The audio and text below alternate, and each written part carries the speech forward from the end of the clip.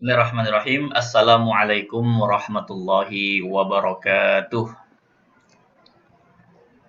Waalaikumsalam. Waalaikumsalam warahmatullahi wabarakatuh. Alhamdulillahirabbil alamin. Alhamdulillahilladzi arsala rasulahu bil huda wa dinil haqq liyuzhirahu 'ala dini kullihi wa kafa billahi syahida. Asyhadu an la ilaha illallah wahdahu la syarikalah wa asyhadu anna Muhammadan 'abduhu wa rasuluhu la nabiyya ba'da. Amma ba'du. Alhamdulillah kita selalu bersyukur pada Allah Subhanahu wa taala di kesempatan hari ini, di hari Ahad, jadi hari libur, eh, di suasana yang insyaallah baik ya, kita diberikan kesempatan Allah Subhanahu wa taala untuk bersilaturahim ya, bertemu di majelis ilmu insyaallah. Di siang hari ini kita akan sedikit ya mengupas tentang sebuah amalan yang sangat luar biasa sekali, yaitu amalan wakaf ya. Salam salam pada baginda Rasulullah Sallallahu Alaihi Wasallam, teladan kita, Rasul Agung kita yang sama-sama kita rindukan bisa bertemu dengan Rasulullah Sallallahu Alaihi Wasallam di akhirat kelak dan dikumpulkan bersama para nabi, para syuhada dan orang-orang yang soleh. Amin. Baik Bapak Ibu semua, saya ucapkan terima kasih hari ini ya sudah berkenan hadir dalam acara Zoom kita yang insya Allah akan membahas tentang wakaf. Untuk itu mari bersama-sama kita awali terlebih dahulu dengan berdoa dan saya akan pimpin ya. A'udzubillahi minasyaitonirrajim. Bismillahirrahmanirrahim. Alhamdulillahirabbil alamin. Hamdan syakirin, hamdan na'imin, hamdan yuwafi ni'amahu wa yukafi mazid. Ya Rabbana lakal hamdu kama yanbaghi li jalali wajhika wa 'azimi sultanik.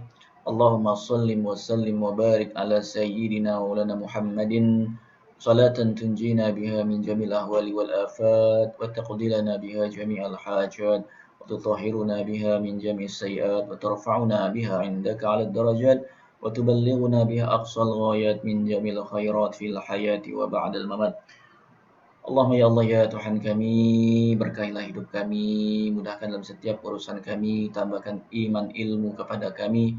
Ya Allah ya Tuhan kami, jadikan kami ya Allah dari orang-orang yang apabila mendengar ya Allah taujihmu, mendengar sabda Rasulmu, mendengar ilmu kami bisa melaksanakannya ya Allah ya Rabbal Alamin. Allahumma ya Allah berikan selalu kesehatan kepada kami, keluarga kami, dan orang-orang yang kami cintai ya Rabbal Alamin. Rabbana atina fid dunya hasanah وفي الآخرة حسنة وقنا عذاب النار وصلى الله على سيدنا ومولانا محمد وعلى آله وصحبه أجمعين الحمد لله رب العالمين. Baik, di kesempatan siang hari ini ya kita akan membahas tentang tema yaitu berwakaf sekeluarga bersama di jannah. Untuk itu biar kita sama-sama mudah memahami ya, materi ini, insya Allah saya akan share materinya dengan adanya gambar yang nanti insya Allah akan kita lihat bersama, mudah-mudahan memudahkan kita ya untuk memahami apa dari yang insya Allah akan saya jelaskan dalam pembahasan wakaf di siang hari ini. Mudah-mudahan Allah Subhanahu Wa Taala memberikan taufik hidayah kepada kita dan kita mendapatkan ilmu yang bermanfaat ya, terutama untuk dunia dan akhirat kita insya Allah.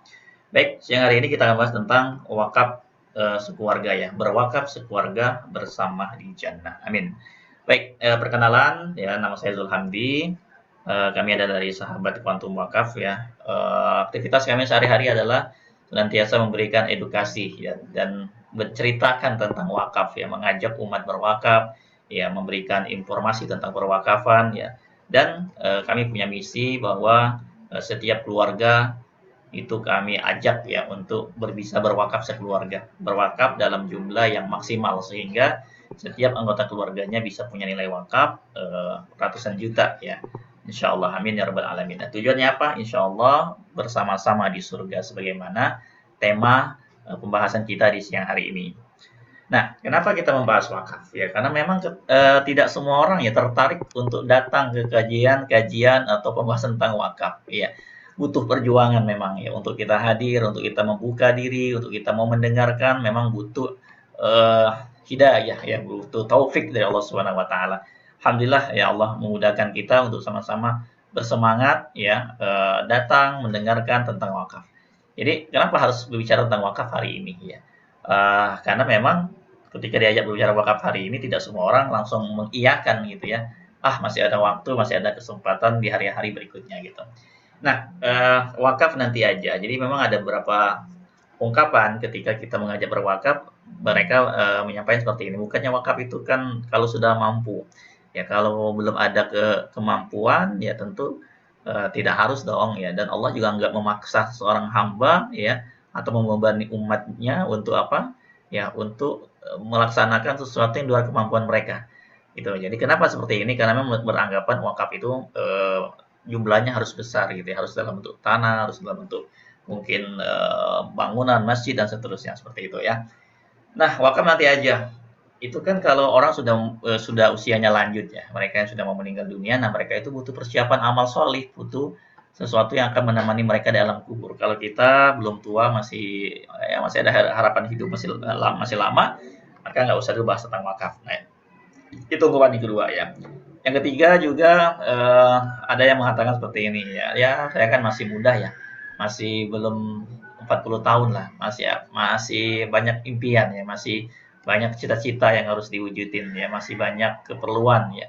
Lagi pula dananya belum ada seperti itu. Nah, ini memang juga ada ya ungkapan-ungkapan seperti itu. Jadi menganggap bahwa wakaf itu masih belum dibutuhkan untuk kita yang masih sehat seperti ini, masih muda, masih punya kesempatan gitu ya. Oke, apakah benar ungkapan seperti itu gitu ya? Wakaf nanti aja itu apakah tepat ya? Nah, inilah memang ya untuk mengajak umat berwakaf segera itu memang butuh tantangan, butuh perjuangan. Kenapa? Ya karena masih banyak yang yakin bahwa usia hidup kita ini masih lama. Apakah memang benar seperti itu? Ya. Nah, dengan kondisi Covid saat ini ya, ternyata ungkapan tadi itu sama sekali nggak tepat ya. Kenapa? Kondisi Covid ini tidak harus tua orang meninggal ya, tidak harus dia siap dulu baru meninggal, tidak ya, karena memang hari-hari kita ya kalau kita lihat ya di grup WA kita ya atau di apa namanya Facebook kita ya, itu mungkin update yang paling sering kita lihat adalah update ya ucapan innalillahi wa inna ilaihi rajiun ya, dan doa-doa kita semoga diberikan kesabaran, semoga diterima amal ibadahnya, semoga diberikan husnul khatimah. Nah, itu kita masih hidup nih, masih ada kesempatan untuk mengucapkan seperti itu gitu ya. Nah, kalau ternyata kondisinya dibalik ya, dan ternyata nanti orang juga akan mengucapkan seperti itu kepada kita. Ya, telah berpulang ke rahmatullah ya Hamdi Muhammad Sa'ad gitu ya. Dapat kabar seperti itu kira-kira ya di handphone ataupun di FB ya. Kita pun akan dapat kabar yang serupa gitu ya. Jadi kondisi Covid ini ya salah satu sebab di mana ya Allah Subhanahu wa taala bisa panggil kita dengan cara Allah ya, Allah yang Maha tahu. Nah, artinya apa? Artinya kita memang butuh banget persiapan gitu. Kita bicara wakaf hari ini karena memang pada hakikatnya ya kain kafan kita itu sudah ditenun. Ya, sudah ada kain kafan kita itu. Ya tinggal nanti prosesnya aja ya. Teknisnya nanti apakah akan lewat rumah sakit, kemudian kafan itu akan dikafankan di kita masing-masing di rumah sakit ya. Kemudian keluarga kita nggak bisa lihat kita kecuali sudah dalam bentuk apa namanya dalam kotak gitu ya, peti mayat yang dikuburkan ya, atau kita meninggal di rumah dulu ya, kemudian kain kafan itu akan dikirim ke rumah kita. Nah, itulah kita penting membahas wakaf. Kenapa kita butuh persiapan wakaf inilah yang akan menolong kita. Ya, insya Allah kita akan bahas lebih dalam kesempatan siang hari ini. Nah, kalau ada ungkapan berikutnya, ya insya Allah COVID ini segera berlalu gitu ya. Ada harapan kita bisa hidup lebih lama. Ya, anggaplah seperti itu. Berapa lama memang kita bisa hidup di dunia? Selama-lamanya kita hidup di dunia ini gitu ya. Kalau terlalu lama juga, udah 70 ke atas, sudah nggak enak juga gitu ya. Ya udah tua renta masih mau hidup itu tuh kadang nggak enak juga gitu ya. Nah, artinya ada keterbatasan. Poin sederhananya di dunia ini cuma sementara aja. Ya kalau kata Rasul itu 60-70 tahun. Baina sittin ila sab'in. Ya antara 60-70 tahun. Walaupun memang ada di situ. Tapi kalau udah bisa terlalu panjang juga nggak enak ya. Nah, ini artinya apa? Artinya hidup di dunia ini cuma sementara banget. Ya, apapun lah yang kita himpun, kita kerja keras, kita berlinang air mata, keringat dan seterusnya, semuanya itu memang pada hakikatnya ya akan kita tinggalkan. Itu udah pasti lah, udah semua orang sadar diri gitu, udah tahu. Rumah mewah, kendaraan, tabungan, deposito ya menjadi milik warisan gitu ya. Tas branded kita mungkin pakai sebentar, kemudian dari itu diambil oleh anak kita atau oleh teman kita nantinya. Ya nggak ada yang kita bawa kecuali apa? Amal kita. Nah, ini kan kesadaran yang memang sebenarnya semua orang tuh kalau disentil-sentil begini sih sebenarnya udah tahu gitu ya, udah sama-sama ngerti. Tapi seakan-akan kematian itu bukan milik dia, bukan milik kita, milik orang lain. harapan-harapan untuk hidup lama itu masih ada gitu ya. Tapi balik lagi dengan kondisi seperti saat ini ya, kita butuh banget menyiapkan diri ya. Nah, kehidupan akhirat itu kan selama-lamanya ya, kekal abadi. Ya, Allah berfirman banyak sekali ayatnya ya mengatakan bahwa kehidupan akhirat itu adalah kekal abadi, khalidina fiha abada. Mereka kekal selama-lamanya, abadi abada ya, selama-lamanya. Artinya ya tidak ada batas lagi. Ya, itulah kehidupan yang sesungguhnya. Kita semua sedang menuju kehidupan akhirat. Tapi ya, permasalahannya adalah apakah ya kita ini akan sampai ya eh, ke surga atau ke neraka. Karena kan akan ada timbangan ya, ada namanya mizan, timbangan. Ditimbang amal kita. Mana yang lebih berat antara amal dan dosa kita. Ya, kalau sekiranya kita di dunia ini sudah banyak amal, ya sholat kita sudah bagus, tilawah Al-Quran kita, tahajud kita, kebaikan kita, amal soleh kita yang begitu banyak, alhamdulillah ya berarti timbangan amal soleh kita lebih berat. Tapi kalau dibalik ternyata ya dosa maksiat kita lebih banyak ya, dosa mata, dosa pikiran, dosa hati, ya dosa anggota tubuh kita lah ya. Belum lagi kewajiban yang belum kita laksanakan. Kalau mau dibilang begini kayaknya nggak pantas gitu ya. Kita ini sangat sangat sangat jauh lah ya dengan idealnya hamba Allah yang solih ya. Dan zaman Rasul juga ya para sahabat-sahabat itu mereka penuh kekhawatiran ya kalau amal mereka nggak diterima oleh Allah Subhanahu Wa Taala. Nah sekarang kita yang masih di dunia ya masih penuh percaya diri bahwa amal kita sudah baik, tentu tidak gitu ya. Jadi kita kita pada saat inilah memang ya membutuhkan sebuah amal jariah. Dan seperti gambar inilah kira-kira ya. Jadi dengan amal jariah itu, itulah yang mungkin bisa menjadi satu-satunya penolong dan penyelamat kita ketika seseorang meninggal dunia. Kenapa? Karena amal jariah ini akan menambah berat timbangan amal seseorang. Ya, ketika seseorang itu punya wakaf, itu pertanyaannya. Kita sudah punya amal wakaf belum? Kita berharap bahwa amal wakaf nanti akan menemani kita di alam kubur, menerangi kita di alam kubur, kemudian menambah terus berat timbangan amal kita sehingga harapannya adalah ya kita bisa selamat nanti ya dalam apa namanya ditimbang amal ibadah kita dan kita mendapatkan surga Allah Subhanahu wa taala. Nah, inilah pentingnya kita mempunyai wakaf. Kenapa seperti itu? Ya karena wakaf ini kata Rasulullah SAW salah satu dari 3 sumber amal jariah yang akan memberikan terus pahala jariah. Ya, sebagaimana sabda Rasul yang dalam hadis Muslim, ya idza matal insan inqata amalu. Manusia itu apabila telah meninggal dunia putus amalnya kecuali 3 perkara. Ya, sedekah jariyah, sedekah jariyah, ya, yaitu wakaf, sedekah jariyah, sedekah yang mengalir. Ya, ada sedekah biasa, ada sedekah yang terus mengalir pahalanya. Ada sedekah yang pahalanya sekali aja. Tapi ada sedekah yang pahalanya terus mengalir seperti itu.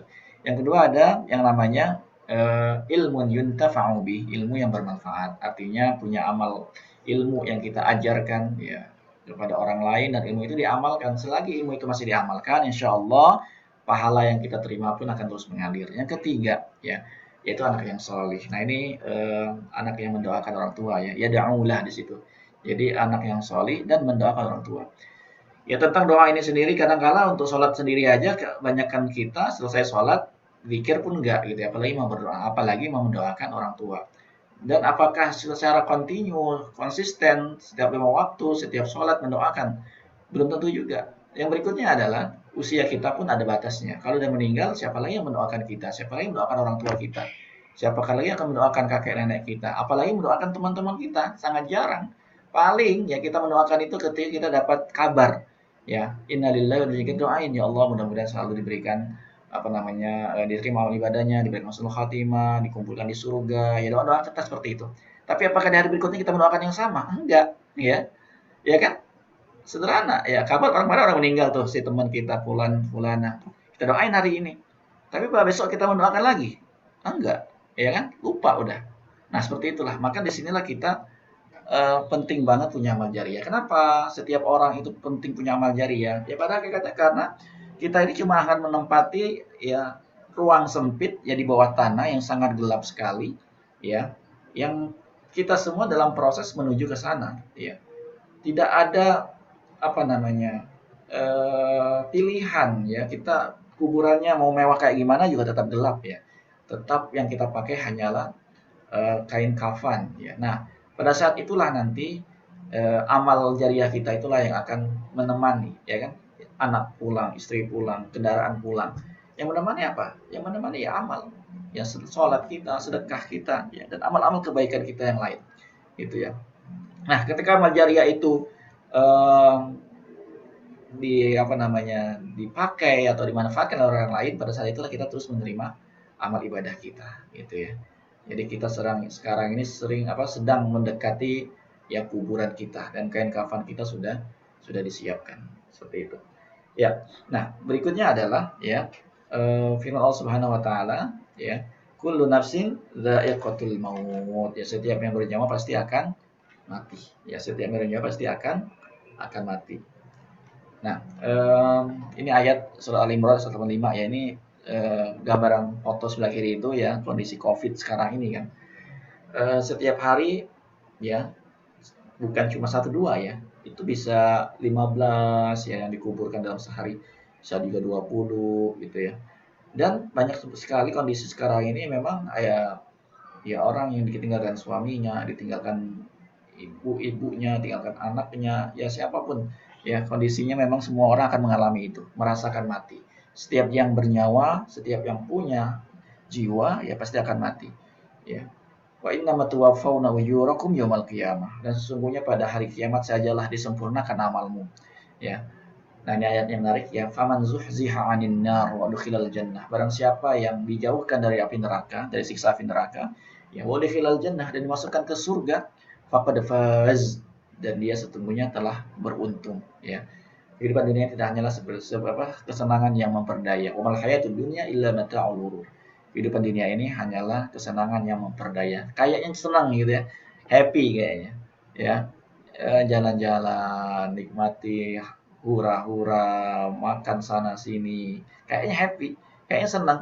Tapi itu adalah kesenangan yang memperdaya. Semua kita akan masuk ke alam kubur, ya. Setelah yang mendoakan kita pulang, kita tinggal sendirian di dalamnya. Yang mudah-mudahan amal itulah yang akan menemani kita nanti. Nah, menarik ini ya, ada cerita dari salah seorang budak Utsman yang dibebaskan, namanya Hani. Dia menceritakan ya, suatu ketika Utsman ini berhenti ya di sebuah kuburan ya, dan beliau menangis kesegukan ya, dan sampai jenggotnya Utsman ini basah gitu ya. Lagi nangisnya bukan nangis yang sedikit ya, tapi nangisnya yang cukup deras nih air matanya ya. Kemudian ditanya, wahai Utsman, ya engkau disebutkan neraka dan surga tetapi engkau tidak menangis ya. Namun ketika engkau menangis sebab melihat kuburan ya. Ada apa? Kenapa demikian? Nah, Utsman mengatakan ya, sesungguhnya aku mendengar Rasulullah SAW bersabda ya, innal qabra awwalu manazilil akhirah ya. Sesungguhnya kuburan itu adalah manazil. Apa itu manazil? Ya, manzilah. Manzil itu rumah ya, tempat tinggal. Tapi di sini terjemahkan persinggahan, sebenarnya tempat tinggal ya. Jadi kuburan itu adalah tempat tinggal pertama ya. Tempat tinggal kita yang di dunia ini bukan tempat tinggal, tapi kata sabda Rasul ya, awalu manazil akhir, di tempat tinggal pertama ya kita menuju alam akhirat itu adalah kuburan ya. Faman najah, barang siapa yang selamat ya dari keburukannya, minhu ya, fama ba'dahu aisar minhu, maka setelah itu dia akan lebih mudah. Artinya kalau di dunia, di alam kubur itu ada amal ibadah yang menemani, yang menjawab pertanyaan malaikat dengan mudah ya, maka setelah itu nanti akan lebih mudah. Tetapi kalau di alam kubur ternyata siksa kubur itu kita rasakan, nauzubillah ya, dihimpit kuburan, dipukul oleh malaikat, kalau kita tidak bisa menjawab pertanyaan-pertanyaan oleh malaikat, ya, maka kehidupan setelah itu nanti akan lebih buruk. Gitu ya. Barang siapa yang tidak selamat dari keburukan kuburan, ya, maka setelahnya akan lebih berat darinya. Dan Rasulullah SAW bersabda, "Ma ra'aitu manzaran qat illa wal qabru afza'u minhu." Ya, artinya aku tidak melihat suatu pemandangan pun yang lebih menakutkan daripada kuburan. Nah, ini menunjukkan apa? Ini adalah masir ya, tempat kita semua nanti akan kembali ya. Maka kita sangat butuh sekali selalu mempersiapkan diri untuk itu. Salah satu yang bisa kita lakukan adalah dengan berwakaf. Karena kenapa? Ya, dalam ayat ini ya, surah Al-Munafiqun ayat 10 ini Allah berfirman ya, fayaqul rabbi laula akhartani ya ila ajalin qarib fasaddaqa wa sholihin. Jadi keinginan terbesar orang-orang yang telah meninggal dunia itu cuma satu aja, bisa bersedekah ya, bersedekah yang pahalanya jariah tentunya ya, yang pahalanya mengalir terus. Ya bukan sedekah yang sekali, sedekah sekali 2 kali aja itu pahalanya di mata Allah sangat besar sekali ya, amalan sedekah itu. Ya, apalagi kalau sedekahnya sedekah jariyah berupa wakaf. Jadi keinginan orang yang telah meninggal dunia itu adalah bisa berwakaf pada hakikatnya. Nah, inilah menjadi motivasi kita ketika kita masih hidup gitu ya. Hendaklah menjadi motivasi ketika seseorang itu masih hidup ya, menjadikan keinginan terbesarnya adalah sebagaimana keinginan orang yang telah meninggal.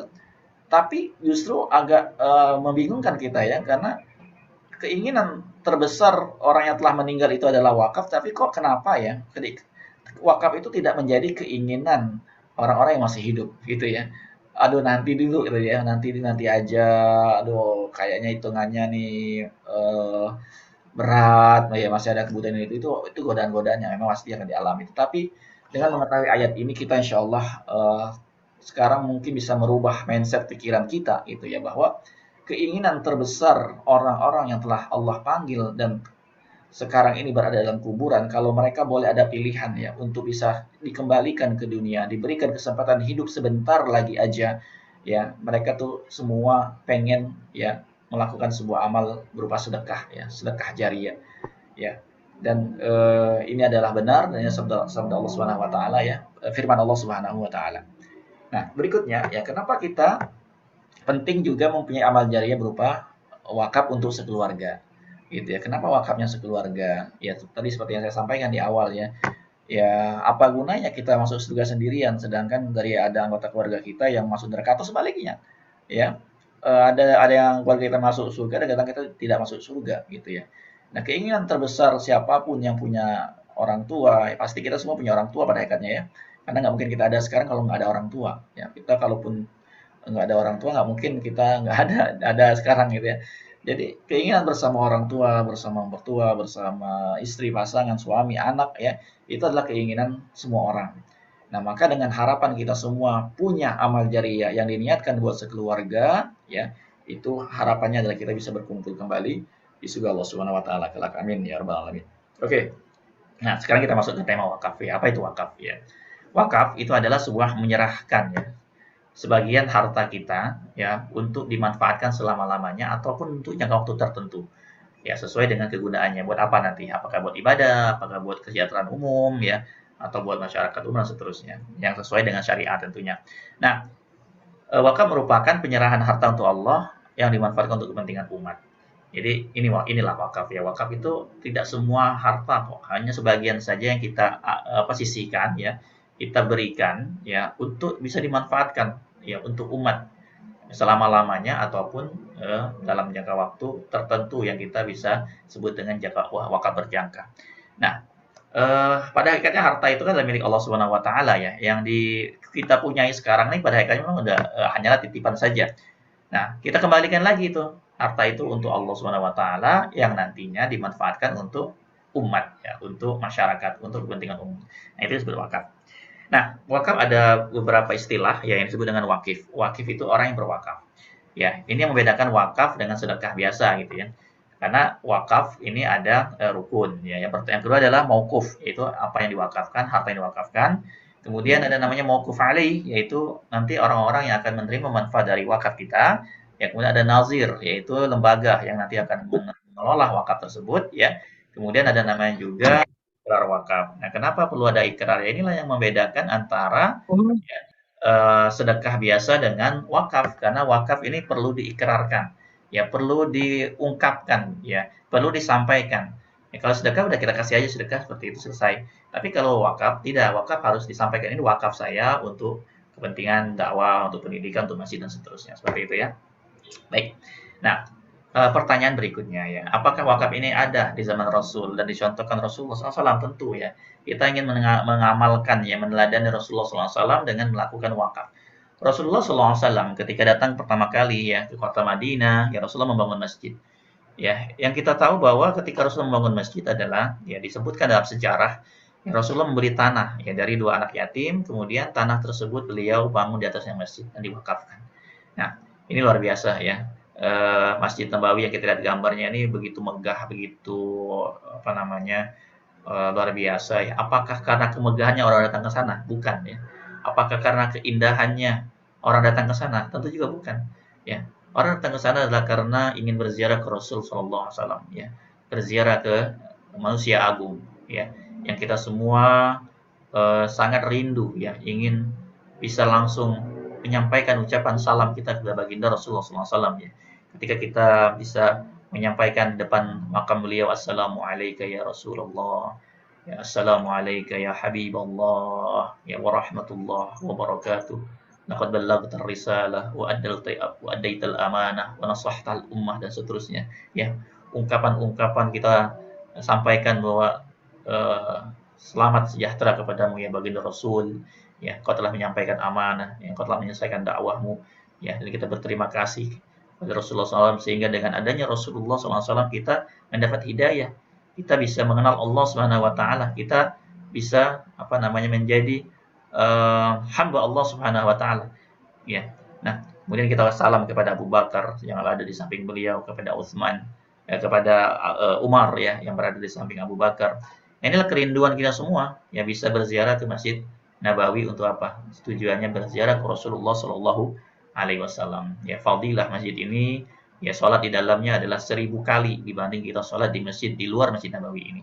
Ya, mudah-mudahan Allah Subhanahu Wa Taala memberikan kembali kesempatan kepada kita ya yang sudah dipanggil ataupun yang belum ya diberikan kesempatan untuk bisa berziarah ke Rasulullah Shallallahu Alaihi Wasallam. Ya, kita perbanyak sholawat ya kepada beliau. Mudah-mudahan dengan banyak sholawat kita ya Rasulullah SAW lebih mengenal kita ya.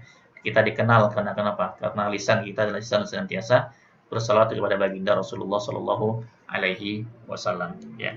Nah, berikutnya adalah Masjid Quba. Ya, Masjid Quba ini apa? Masjid Quba adalah masjid yang pertama kali ya. Rasulullah SAW ketika datang ke Madinah ya, Rasulullah pertama kali membangun masjid ini ya. La masjidun ya usisa 'ala taqwa min awwali yaumin ahaq wa an taquma fihi, dalam ayatnya surat Taubah ya. Sampaikan bahwa inilah masjid yang dibangun atas dasar takwa, didirikan atas dasar takwa. Ya, dan masjid ini juga adalah masjid yang diwakafkan oleh Rasulullah SAW dan para sahabat. Ya, keutamaan sholat di Masjid Quba adalah mendapatkan fadilah melaksanakan ibadah umrah. Luar biasa ya, penduduk Madinah ya datang ke Masjid Quba sengaja datang untuk sholat 2 rakaat aja. Itu fadilah melaksanakan ibadah umrah. Nah, jadi ini makanya jamaah umrah, jamaah haji itu kalau sudah di Madinah itu mereka punya punya kebiasaan ya dan memang dikoordinir untuk datang ke Masjid Quba ya untuk sengaja sholat di dalamnya ya. Sudah 2 tahun ini ya kita nggak ke sana, mudah-mudahan kita segera dipanggil Allah Subhanahu Wa Taala kembali untuk bisa juga datang ke Masjid Quba. Nah, apakah wakaf ini juga diamalkan oleh sahabat-sahabat Rasul Shallallahu Alaihi Wasallam ya? Tentu ya Bapak Ibu semua yang dimuliakan Allah Subhanahu Wa Taala ya. Ini wakaf adalah sebuah amalan istimewa ya bagi sahabat-sahabat Rasulullah ya. Seperti halnya Umar bin Khattab ya mewakafkan kebun kurmanya ya di Khaybar. Ini kebun kurma yang luar biasa ya, yang luas, yang hasil buahnya lebat ya. Tapi diwakafkan saja ya, diberikan ya untuk dikelola oleh dimanfaatkan hasilnya ya oleh siapapun yang mau mengambil hasilnya. Ya, diberikan seperti itu ya, artinya kemaslahatannya dikembalikan lagi untuk umat. Ini luar biasa sekali ya. Kemudian juga kisah yang selalu menginspirasi kita untuk menjadi orang kaya sesungguhnya ya. Orang kaya yang benar-benar kaya ya, orang kaya yang benar-benar menjadi orang kaya itu apa? Yaitu Utsman ya. Selalu menjawab panggilan Rasul SAW ketika diajak untuk apa? Ya, untuk membebaskan sumur ya yang dimiliki oleh orang Yahudi untuk dibeli. Utsman adalah orang yang langsung menjawab panggilan tersebut ya, membeli sumur ini ya yang airnya dimanfaatkan oleh penduduk kota Madinah ya, diwakafkan ya. Dan ada juga kebun-kebun yang berada di samping sumur ini ya, di sumur ini juga dibeli oleh Utsman ya, dan alhamdulillah semakin lebat buah-buahnya ya, kebun kurmanya. Sampai hari ini Utsman punya rekening di Madinah ya. Dari mana? Dari hasil kebun kurma ini, kebun kurma milik Utsman bin Affan ya, yang kemanfaatannya ya, keuntungannya masih dimanfaatkan oleh penduduk kota Madinah pada hari ini ya. Ini luar biasa, kisahnya selalu menginspirasi kita. Kalau kita ulang-ulangi nggak bosan-bosan ya bagaimana kisahnya Utsman, ceritanya membebaskan sumur ini. Oke. Bagaimana contoh kekuatan wakaf dalam sejarah Islam ya. Di Mesir kita kenal namanya Al-Azhar ya, kampus terbesar ya yang sudah 1000 tahun lebih umurnya, ya, yang awalnya adalah masjid ya jami' atau masjid ya jami' itu masjid besar gitu ya. Wakaf dari dinasti Fatimiyah, kemudian orang-orang belajar di masjid ini, kemudian diperluas menjadi kampus dan seterusnya, memberikan pendidikan ya, belajar, beasiswa, asrama, kesehatan semuanya gratis di kampus ini. Kemudian juga ada Raja Abdul Aziz ya, Raja Abdul Aziz ini berwakaf tanah ya.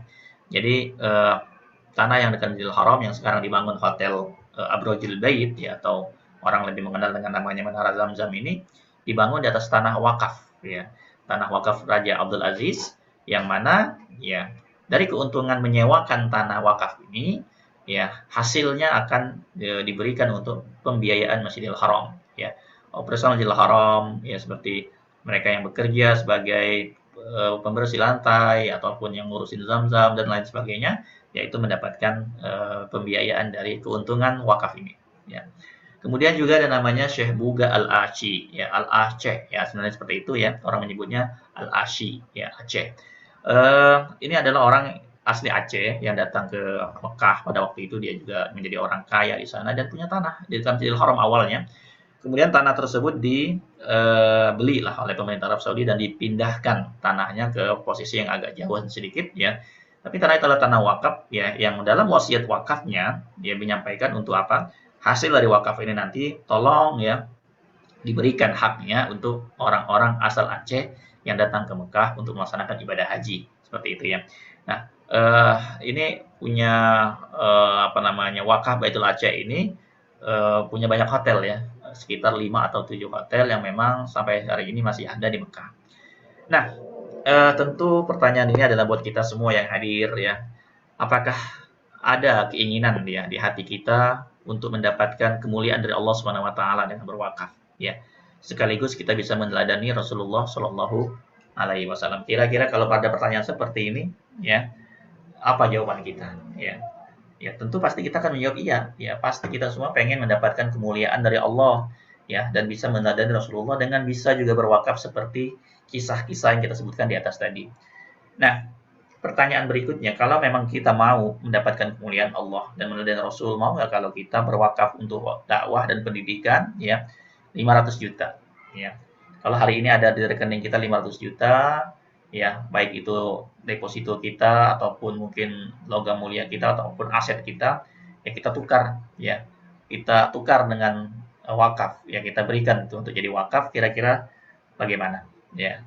Nah, mungkin kita akan berpikir ya nanti dulu lah, mungkin masih dipakai buat kebutuhan macam-macam ya, ini itu, ataupun mungkin kondisi COVID kayak gini, masa iya kita dengan sukarela mau langsung berwakaf? Nggak semua orang punya kekuatan iman seperti itu gitu ya. Ataupun juga pengen ada keinginan ya, tetapi dananya belum ada nih. Nah, itu ya, pengen sih kalau bisa berwakaf 500 juta, ya bisa jadi satu masjid, ya bisa jadi satu gedung sekolah, ya bisa jadi wakaf yang bermanfaat buat umat ya. Kalau nggak ada duitnya gimana? Ya berarti kan kita harus nabung dulu nih, nanti baru bisa diwakafin. Nah, untuk menyiapkan 500 juta, ada 2 cara yang perlu yang bisa kita lakukan ya. Cara biasa lah. Cara pertama itu adalah dengan ya nabung lah. Ya, kita sisihkan 1 juta sebulan. Ya, 1 bulan sejuta, bulan berikutnya 1 juta, bulan berikutnya 1 juta, terus ya. Bulan ke-5, bulan ke-6, bulan ke-7, bulan ke-8, sampai bulan ke-500. Setelah 500 bulan, ya artinya 500 bulan kan dikali 1 juta, berarti 500 juta. Nah, untuk terkumpul 500 juta, kalau kita mau menyisihkan 1 juta sebulan, berarti kita butuh waktu 41 tahun 6 bulan. Ya, ini masanya cukup panjang sebenarnya, masanya cukup lama, kita bisa menyimpan dana ya sampai 500 juta, ini butuh waktu 500 bulan. Ini kan lama banget. Yang 41 tahun 6 bulan. Kira-kira kita masih ada kesempatan nggak? Masih ada umur nggak untuk sampai 40 tahun lagi ke depan? Ya, kalau usia sekarang kita udah 40 tahun, berarti usia 80. Ada jaminan nggak masalahnya kita sampai di usia 80? Gitu ya. Nah, kalau kita tidak bisa menjamin 40 tahun lagi ada harapan hidup ya usia kita, karena memang kita nggak tahu dengan kondisi sekarang semua orang berpeluang untuk terjangkit COVID dan meninggal tiba-tiba gitu ya. Artinya ya, kalau kita tidak bisa menjamin kita bisa punya wakaf 500 juta dengan cara seperti tadi ya menabung 40 tahun lamanya ya, maka ada cara alternatif yang bisa kita lakukan, yaitu dengan cara melalui programnya, program kuantum ya, wakaf melalui program kuantum wakaf. Nah, program kuantum wakaf ini ya seperti apa? Sama ya, kita ikut program yang 1 juta aja deh, contoh ya. 1 juta sebulan. Pada saat kita ikut program kuantum ini 1 juta sebulan, maka dana wakaf yang 500 juta tadi itu sudah ada ya. Dana wakafnya sudah bisa langsung kita ikrarkan, kita wasiatkan wakaf kita ini untuk salah satu dari nazir ini, atau kita pilih beberapa nazir juga bisa kita tentukan ya. Seperti pilihannya di sini ada Dompet Duafa, Al Azhar, Rumah Wakaf, Iwakaf, Badan Wakaf Yatim Mandiri, ya wakaf IKADI, wakaf Maghfirah ataupun wakaf Yakesmah. Nah, kita bisa tentukan sendiri atau ke nazir lain yang mau kita tunjuk bisa aja. Nah, kemudian bulan berikutnya ya kita lanjutkan iuran tabaruk kita ya. Kemudian kita ikut lagi bulan ketiga, kita terus membayar cicilan iuran wakaf kita gitu ya. Maka ya kalau seandainya kita tidak berumur panjang ya dan akhirnya harus meninggal dunia lebih cepat ya, karena usia kita kan nggak tahu sebenarnya, kita tuh udah ada batasnya, udah ada ketentuannya, udah ada takdirnya ya, kemudian meninggal dunia nih ya, maka pada saat itulah wakaf 500 juta kita ya bisa langsung ya dikelola ya, langsung dikelola oleh Dompet Duafa ya, ataupun ya dari beberapa nazir yang kita tunjuk, bisa langsung dikelola menjadi wakaf yang kita wasiatkan. Untuk apa ya, contoh kalau kita mau buat rumah sakit ya, wakaf rumah sakit kita bisa tadi serahkan ya wakafnya dari awal ya, kita tentukan nih nazir wakafnya adalah rumah ya Dompet Duafa ya. Kalau kita pengen wakaf masjid ya, ataupun wakaf pendidikan, ataupun wakaf sumur bor, ataupun pengen wakaf mobil jenazah, kita bisa ya tentukan juga, tulis beberapa alokasi wakaf yang ingin kita berikan ke Al Azhar. Atau juga bisa wakaf melalui rumah wakaf. Mereka punya program wakaf produktif ya, wakaf air bersih, dan juga membangun sekolah di daerah-daerah kepulauan ya. Ya. Kemudian juga kalau kita pengen wakaf meneladani wakafnya Utsman bin Affan, kita bisa wakaf sumur ya, ataupun wakaf klinik juga ada melalui program iWakaf atau inisiatif wakaf. Atau kita membangun masjid ya, masjid yang dibangun oleh IKADI ini ya di seluruh Indonesia, di daerah-daerah yang memang di sana membutuhkan masjid ya. Nah, menariknya program masjid ini juga nggak mahal ya. Masjid yang dibangun IKADI ini kisaran 200-300 juta aja nih. Ya, artinya kita bisa punya satu masjid kok yang atas nama diri kita sendiri. Gitu ya. Nanti IKADI akan membuatkan masjid ini atas nama kita ya. Kemudian juga akan langsung menyiapkan imamnya ya. Menyiapkan imamnya dan menyiapkan program kajiannya. Apakah kajian setiap habis sholat, ataupun kajian habis maghrib, ataupun kajian mingguan ya. Artinya masjid ini memang disiapkan untuk dimakmurkan. Ya, jadi bukan bangun masjid begitu aja kemudian ditinggal, enggak gitu ya. Sepi masjidnya. Nah, kalau orang sudah berwakaf masjid tapi masjidnya tidak digunakan untuk sholat, ya berarti kan pahala jariyahnya tidak bisa dia nikmati. Tetapi kalau kita membangun masjid yang dibangun dan disiapkan imamnya, ya disemarakkan masjidnya, insya Allah pahala jariyah kita juga mengalir terus. Nah, bisa kita lakukan, kita wasiatkan kepada IKADI. Atau wakaf universitas, ya, atau wakaf juga rumah tahfidz, ya, atau wakaf produktif bisa ke Yakesma. Atau wakaf buat anak yatim, ya, ini wakaf yatim mandiri ini adalah buat anak yatim, ya. Apakah buat rumah tinggal mereka, atau wakaf nanti digunakan untuk pendidikan mereka. Intinya bagaimana memperdayakan anak yatim ini, memperdayakan ya anak yatim ini dengan wakaf. Nah, kita bisa wakafkan ke yatim mandiri ini. Ya, nah, kenapa sih program wakaf ini melalui kuantum wakaf? Apa istimewanya kuantum wakaf ini bagi kita yang berwakaf melalui program ini? Ya, yang pertama begini, ya, kalau kita sudah punya program kuantum wakaf ini, ya, maka dalam bekerja, dalam beribadah, kita ini insya Allah lebih tenang dan lebih siap. Kenapa bisa seperti itu? Ya karena wakafnya sudah ada, ya. Jadi kalaupun kita akhirnya dipanggil Allah Subhanahu Wa Taala, ya lebih cepat, ya kita tenang aja. Kenapa? Paling nggak sudah punya amalan, ya berupa wakaf. Yang kedua, sebagai orang tua, ya kita sudah menyelesaikan tugas tanggung jawab kita, yaitu apa? Menyiapkan warisan. Nah, jadi program wakaf ini, ya selain juga ada wakaf, juga menyiapkan warisan. Seperti apa programnya? Nah, seperti ini ya programnya. Jadi ini gambaran programnya. Jadi ketika kita ikut program ini, ya baru berjalan 3 bulan umpama meninggal dunia, maka di situ ada uang yang bisa diterima oleh ahli waris. Ya, ya kalau nilainya 1 miliar, maka ahli waris akan terima 550 juta dan ada nilai wakaf 450 juta. Gitu. Jadi berbarengan program ini. Ya wakafnya ada, warisnya juga sudah siap dan ini sudah ada fatwanya. Nanti di belakang saya akan jelaskan ya. Oke. Yang ketiga adalah berwakaf sekeluarga, gitu ya. Nah, jadi dengan program Quantum Wakaf ini kita bisa meniatkan wakaf kita untuk sekeluarga, ya, untuk almarhum yang sudah meninggal, ya. Ya ini penting banget dalam kondisi COVID ini. Justru pada saat inilah sebenarnya kalau ditanya program yang harus kita siapin itu apa, gitu ya. Ya justru kondisi COVID ini kita sebenarnya harus bersiap-siap gitu ya untuk menyiapkan wakaf kita, ya. Kapan-kapan meninggal, ya siapapun yang meninggal paling nggak kita sudah punya amal jariah berupa wakaf. Nah, yang keempat kita bisa merencanakan wakaf sejak dini, ya. Tanpa harus menunggu nanti dulu duitnya ada dan tanpa harus menunggu kaya, tanpa harus menunggu lama gitu ya. Cukup kita sisihkan iuran semampu kita, ya kita cicil per bulan, ya. Di situ kita sudah siapkan wakafnya. Yang kelima kita bisa menentukan nazir wakaf yang dipercaya, ya. Nanti kita bisa pilih program wakafnya. Buat apa masjid, boleh rumah sakit, boleh sumur, dan lain sebagainya tadi kita sudah sebutkan. Ya, artinya kita jelas yang mengelola wakaf kita dan insya Allah pahala yang kita terima juga insya Allah akan mengalir abadi nantinya. Nah, bagaimana caranya? Ya, biar kita bisa menyiapkan wakaf melalui program Quantum Wakaf. Ya, yang pertama adalah yang kita siapkan dulu nama-namanya. Nama-nama siapa ini? Yaitu nama-nama yang akan mendapatkan pahala jariah dari wakaf kita. Apakah nama orang tua, ya nama mertua, nama anak-anak, pasangan dan suami ataupun istri. Kita tulis namanya, nama kakak, nama adik boleh, ya. Kemudian kita hitung nikmat Allah yang sudah Allah titipkan ya kepada kita, ya berupa nikmat kesehatan, keluarga, pekerjaan dan seterusnya. Ini banyak banget ya nikmat Allah ya. Nah, kita hitung udah berapa besar sih nikmat itu? Mampukah kita menghitungnya? Gitu ya.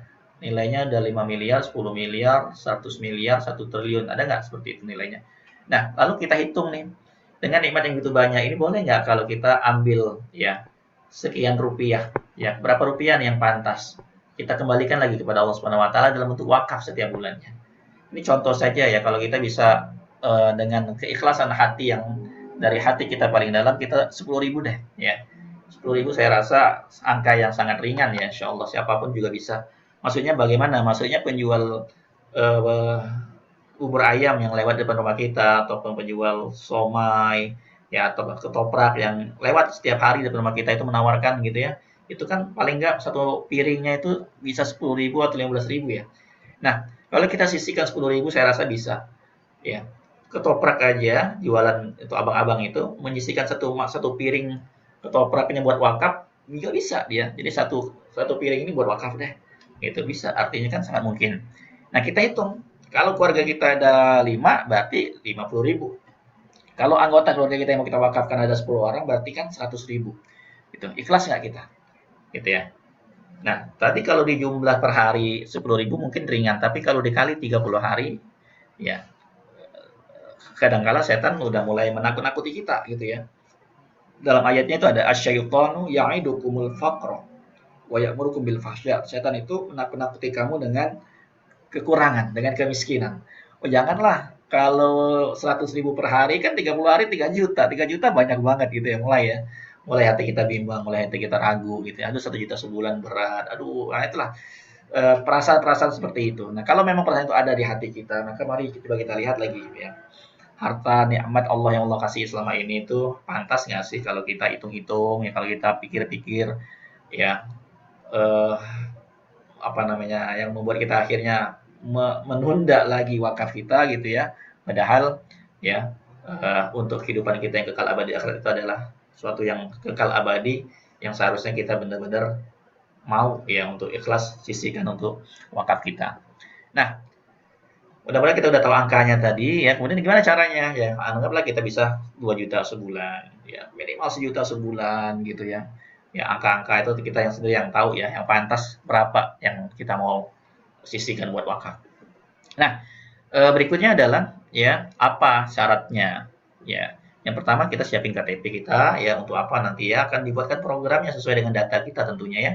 Karena data ini juga nanti akan diterima oleh nazir wakaf kita, kemudian juga ahli waris ya yang akan menjalankan amanah wakaf ini nanti. Ya, dan juga mereka akan menerima warisan. Kemudian nama-namanya siapa aja yang diniatkan akan menerima pahala wakaf tersebut ya. Kemudian juga kita langsung tentukan kita mau wakafnya kemana gitu ya. Kemudian juga nanti kita ada data administrasi yang kita siapkan juga, yaitu berupa ikrar wakaf ya, berupa wakaf wasiat kita. Kemudian juga tentu kita siapkan iuran yang pantas kita bayarkan setiap bulan itu berapa. Nah, Bismillahirrahmanirrahim ya, kita sama-sama niatkan dengan mengharap dari Allah Subhanahu wa taala, meneladani Rasulullah SAW dan para sahabat serta dalam meraih pahala jariah dan tiket surga bersama keluarga tercinta. Hari ini saya niatkan mengikuti program Kuantum Wakaf. Semoga Allah meridhoi, semoga Allah mudahkan ya niat mulia kita ini. Amin.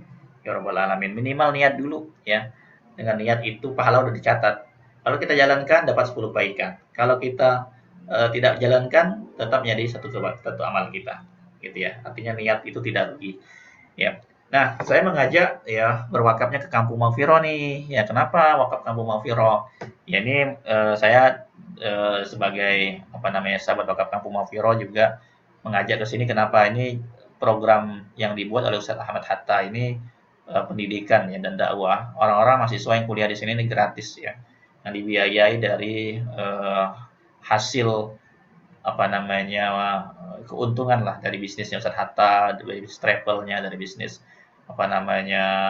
pustakanya gitu ya, dan juga dari infak sedekah dan wakaf orang-orang gitu ya. Ya, ini masjid yang megah ya, di sana mahasiswa kuliah ini gratis gitu ya. Mereka menghafal Al-Qur'an, mereka menimba ilmu, dan mereka ini sedang disiapkan, dicetak untuk menjadi guru-guru nantinya. Gitu ya, untuk menjadi orang-orang yang akan mengajarkan kembali nilai-nilai Islam, agama ini kepada generasi-generasi kita selanjutnya. Nah, kegiatan ekstrakurikulernya, kegiatan belajar mengajarnya seperti ini ya. Jadi luar biasa sekali ya. Ini gurunya ada dari Syria, ada dari Sudan, ada yang dari Madinah gitu ya. Ini ya suasana di kampusnya sana. Ya, ada SD-nya, SMP-nya juga ya, namanya Milbos Maghfirah Islamic Boarding School ya. Ini untuk pendidikan SMP-nya ya. Nah, ini program yang sedang dibuat oleh Ustaz Hatta, insyaallah ke depan gitu ya akan menjadi universitas di tahun 2030 ya. Baru berjalan 2016 ya program pendidikannya. Insyaallah ke depan juga untuk MTS Putri ya, dan Madrasah Aliyah Putri juga akan dibangun tahun 2022 dan 2025 ya. Dan akan mendirikan Maghfirah ini di seluruh tanah air insyaallah gitu ya. Nah, maka pada saat inilah nanti wakaf-wakaf yang kita siapkan dari sekarang ini ya akan bisa mensupport ya bagaimana kita bisa mendirikan sekolah-sekolah berkualitas, sekolah-sekolah yang sesuai dengan sunnah Rasulullah SAW yang mengajarkan generasi-generasi kita selanjutnya nilai-nilai agama kita insyaallah di seluruh tanah air. Nah, kenapa wakafnya Kampung Maghfirah? Ya, karena insyaallah kita sudah tahu programnya, ya sudah jelas sekali programnya, sudah tahu tempatnya, ya, dan digunakan buat apa juga kita sudah mengerti, sehingga insyaallah kita mendapatkan ya pahala yang kekal abadi. Ya, itu tadi, ya mereka akan mengajarkan anak keturunan kita nilai-nilai agama, menjaga akidah generasi selanjutnya, dan akan menjadi penerus dari perjuangan Rasulullah Shallallahu Alaihi Wasallam. Jadi wakaf kita ke sana. Nah, ini contoh ya. Gilang sudah menyerahkan wakaf wasiatnya 450 juta yang langsung diterima oleh Ustaz Hatta ya.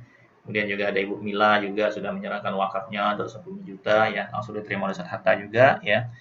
Kemudian program apa yang bisa menciptakan dana wakaf ini? Jadi kan tadi ya, ada pertanyaan tadi ya, mungkin kita bertanya bagaimana mungkin ya nilai 1 juta yang kita setorkan di awal langsung menciptakan dana wakaf 500 juta. Program seperti apa itu? Nah, ini namanya program dari fitur wakafnya Allianz Syariah ya. Jadi dia mengcreate sebuah program wakaf ya yang memungkinkan kita berwakaf melalui program fitur wakaf ini ya. Jadi kita tinggal ikut programnya saja ya, dana wakaf sudah disiapkan untuk kita ya.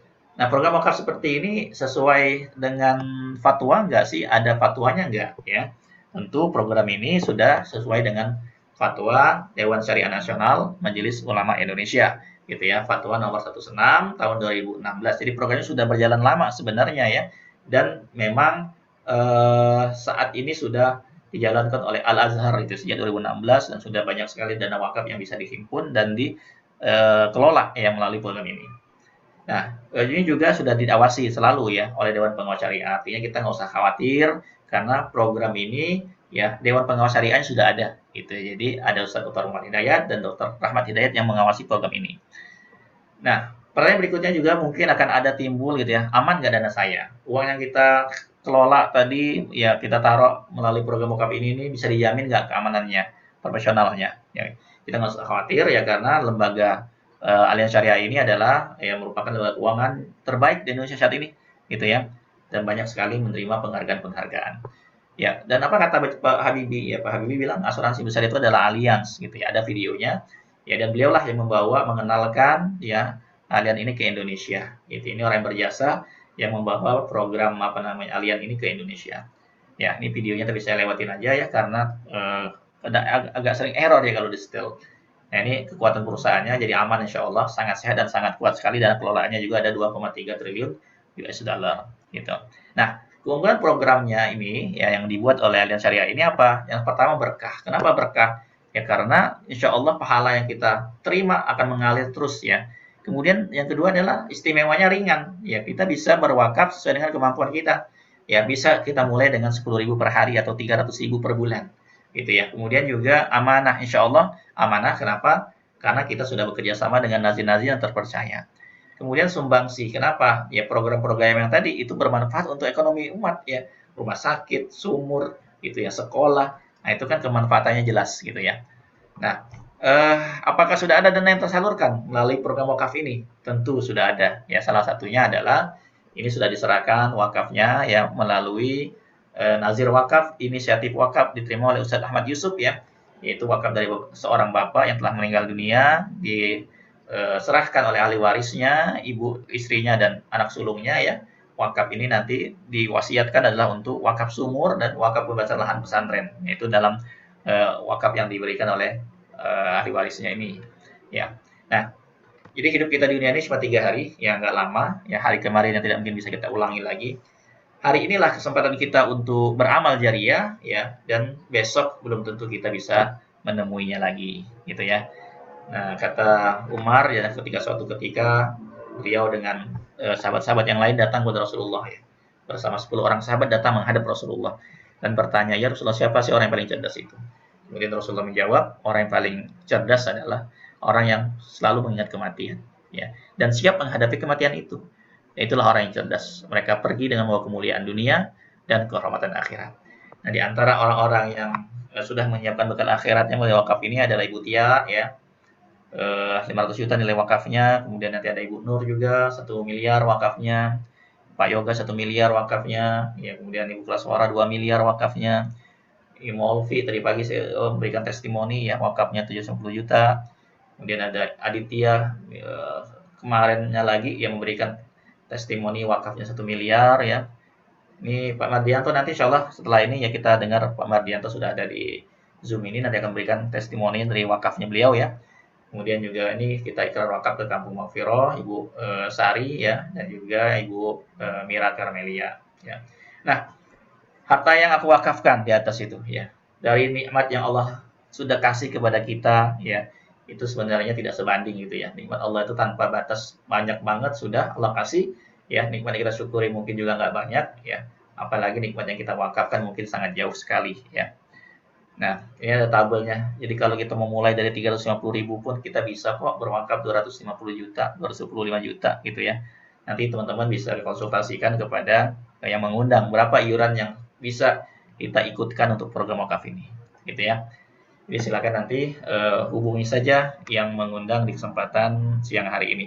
Untuk itu ya saya minta kepada Ustadz Mardianto ya untuk bisa memberikan testimoninya dengan mengikuti program Quantum Wakaf ini. Tadi nilainya 5 miliar ya. 5 miliar itu nanti buat apa aja tolong nanti diinformasikan. Kepada Ustadz Mardianto kami persilakan. Ya.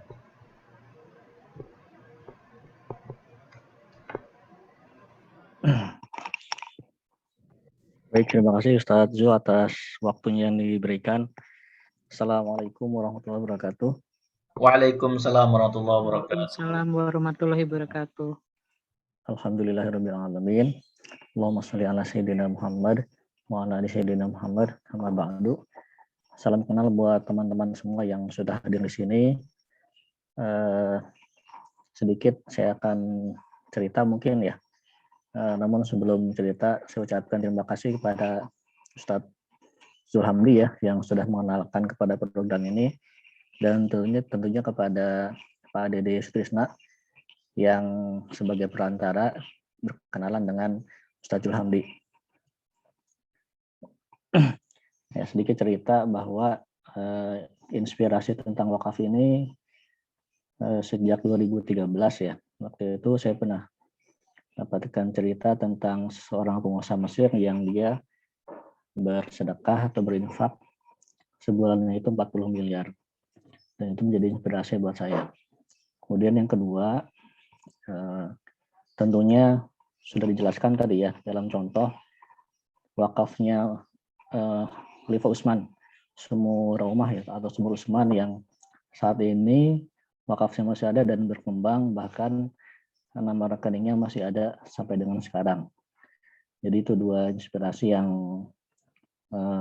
menguatkan saya dalam program wakaf ini. Nah, dari inspirasi itu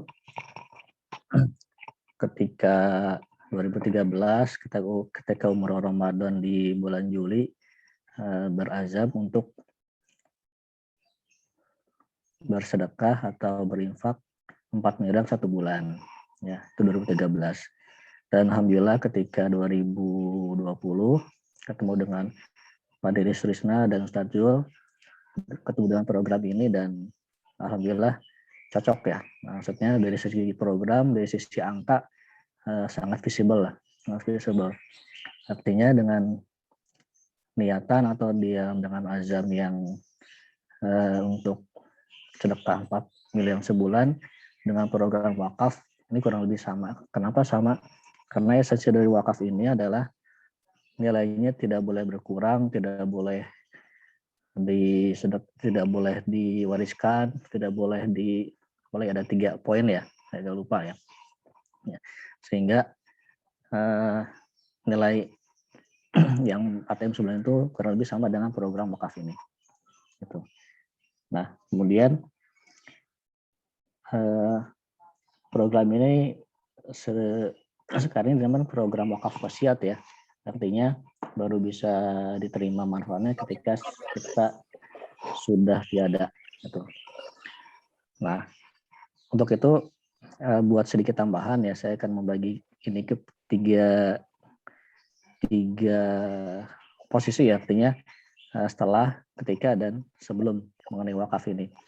Kalau yang wakaf wasiat ini kan otomatis baru bisa ditunaikan ketika tutup usia ya. Sedangkan ketika masih hidup seperti apa wakafnya, dan ketika sebelumnya apa sih yang bisa kita wakafkan. Nah, insya Allah dalam waktu dekat saya dan keluarga akan melakukan ikrar wakaf ya bersama lembaga zakat di Kota Bogor untuk penyerahan wakaf wasiat ini, kemudian sekaligus dengan lahan yang akan diwakafkan ya sekitar 5.567 ya wakaf. Salah satu view yang tanah wakaf itu di Villa Background saya ya, yang ada air terjunnya. Ini salah satu lokasi yang menjadi tanah yang akan diwakafkan. Dan kemarin sudah disurvei oleh lembaga zakat tersebut. Insya Allah akan dirancang program untuk pesantren Quran, kemudian masjid, dan agro eko edu ya, agrowisata, eko dan edu wisata. Dan kebetulan lembaga amal zakat ini dipercayakan untuk mengolah sejauh barat, sehingga potensi ya untuk pengolahan dan kondisi kedepannya, karena sebagai wakif ya, kita ingin harta yang diwakafkan ini jangan sampai mandek ya, sebagaimana yang pernah Ustadz Zul sampaikan di presentasi sebelumnya, bahwa ada sekitar 4 juta lahan ya, atau berapa tuh yang tidak bisa dioptimalkan karena pengolahnya tidak ada. Gitu. Makanya ketika kita mau wakaf, pastikan lahannya itu akan digunakan untuk apa. Tadi sudah jelaskan dalam Kabung Afirah, sudah sangat pas sekali. Nah, sehingga si muwakif mengetahui harta wakaf ini digunakan untuk apa dan sudah insya Allah akan jelas manfaatnya ya. Kemudian harapan dari kita semua sebagai muwakif atau calon muwakif adalah harta yang kita wakafkan semakin berkembang dan semakin bermanfaat, karena yang jelas usia kita terbatas, dana kita terbatas, amalan kita terbatas. Kalau kita istilahnya investasikan untuk lembaga ambil zakat yang amanah, nah ini akan melipat gandakan amalan-amalan kita. Dan tadi mengenai sedikit tambahan mungkin ya, ada ibarat money follow program ya, artinya uang itu akan mengikuti program atau impian kita. Ketika kita atau teman-teman di sini yang sudah meniatkan untuk wakaf, sudah atau akan meniatkan, insya Allah dengan meyakini money follow program ini, artinya dana mengikuti program atau impian kita, insya Allah akan ketemu jalan-jalannya. Dan yang betul ketika melaksanakan programnya masih tetap banyak tantangannya ya, atau rintangannya, nggak langsung mudah, karena amalan atau pahala yang kita dapatkan sangat besar, otomatis gangguan itu pasti akan tetap ada dalam setiap setiap harinya, setiap jalannya, ketika mau setoran segala macam pasti ada gangguan. Nah, itu harus tetap dikuatkan ya. Yang mengikuti program personal assistant ini insya Allah akan semakin menguatkan dan meyakinkan ya. Artinya ini akan lebih kita saling menguatkan, itu begitu. Mungkin itu ya Pak Ustadzul bisa saya sampaikan. Terima kasih. Assalamualaikum warahmatullahi wabarakatuh. Waalaikumsalam warahmatullahi wabarakatuh. Ya, terima kasih Ustaz Marianto ya. Ini Marianto ini cukup besar juga iuran per bulannya Ustaz Marianto ya. Iurannya berapa Ustaz sebulan? Bulan 4 juta dengan nilai pertanggungan 5 miliar ya. Dari 5 M ini insya Allah yang 4 M diwakafkan, kemudian yang 1 M buat warisan. Masya Allah. Insya Allah. Ya, dari program ini Ustaz Mardianto warisannya 1 M, tapi saya yakin Ustaz Mardianto juga punya warisan yang lain ya, aset-aset yang lain. Ya. Insya Allah. Oke, jazakallah khairan ya. Mudah-mudahan tadi apa yang disampaikan oleh Ustaz Mardianto bisa menyemangati kita ya untuk ya memikirkan juga bekal kita. Kalau teman-teman kita sudah punya, sudah menyiapkan, masa iya kita ketinggalan seperti itu ya. Silakan setelah ini hubungi yang mengundang ya. Nanti akan dibantu bagaimana mulai menyiapkan program Quantum Wakaf ini. Saya rasa sekian ya, sudah mau jam 3. Mari bersama-sama kita dengan bacaan alhamdulillah. Alhamdulillahirabbil alamin. Dan doa kafaratul majlis. Subhanakallahumma bihamdika asyhadu an la ilaha illa anta astaghfiruka wa atubu ilaik. Wassalamualaikum warahmatullahi wabarakatuh. Waalaikumsalam warahmatullahi wabarakatuh. Makasih Pak Ustaz. Sama-sama.